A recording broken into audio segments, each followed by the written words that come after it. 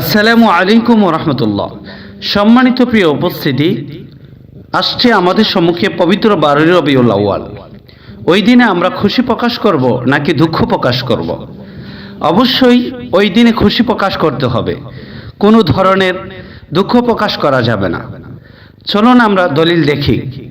আজ থেকে 500 বছর পূর্বে ইমাম জালালউদ্দিন সুয়ুতী রহমতুল্লাহি আলাইহি ওনার লিখিত কিতাব আল হাবিলিল ফাতাওয়া প্রথম খণ্ডে 193 পৃষ্ঠায়, এছাড়া সুবুলুল হুদা ওয়ার রশাদ ফি সিরাতিল খায়রিল ইবাদ উক্ত কিতাবের প্রথম খণ্ডে 350 পৃষ্ঠায় উল্লেখ রয়েছে। দেখুন কিতাবে কি আছে। فدلت قواعد الشريعة على أنه يحسن في هذا الشهر إظهار الفرح بولادته صلى الله عليه وسلم دون إظهار الحزن فيه بوفاته।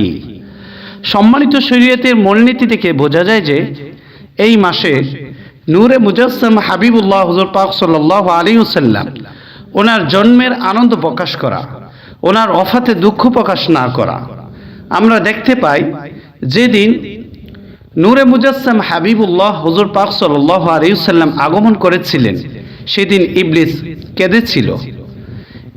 এ বিষয়ে বিশ্ববিখ্যাত কিতাব আল বিদায়া ওয়ান নেহায়া কিতাবের তৃতীয় খণ্ডে 391 পৃষ্ঠায় উল্লেখ রয়েছে।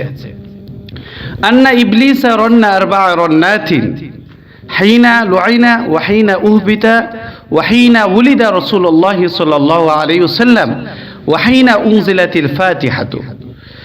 আন্না ইবলিসা রান্না আরবা'a রান্নাতিন, ইবলিস 4 বার কেঁদেছিল। হাইনা লুআইনা, যখন তাকে অভিশপ্ত করা হয়েছিল। ওয়াহিনা উহবিতা, যখন তাকে অবতরণ করা হয়েছিল পৃথিবীতে। ওয়াহিনা উলিদা রাসূলুল্লাহ সাল্লাল্লাহু আলাইহি ওয়াসাল্লাম। তৃতীয়ত হচ্ছে যখন নূরে মুজাসসাম হাবিবুল্লাহ হুজুর পাক সাল্লাল্লাহু আলাইহি ওয়াসাল্লাম তিনি যেদিন আগমন করেছিলেন সেদিন সে কেঁদেছিল। ওয়াহিনা উনজিলাতিল ফাতিহাতু, আর যেদিন সূরা ফাতিহা অবতরণ হয়েছিল সেদিন কেঁদেছিল। অতএব আপনাদেরকে বলবো, যারা ওই দিনে 12 রবিউল আউয়ালের দিনে যে ব্যক্তি কাঁদবে, খুশি প্রকাশ না করে কাঁদবে, সেই জন্য ইবলিসের মতো হয়ে গেল, তার কর্মসূচি ইবলিসের সাদৃশ্যতা রূপ পায়। আল্লাহ পাক যেন আমাদেরকে সেই 12 রবিউল আউয়াল যেন সুন্দরভাবে খুশি প্রকাশ করতে পারি, সেই তৌফিক দান করুন সকলে না আমিন।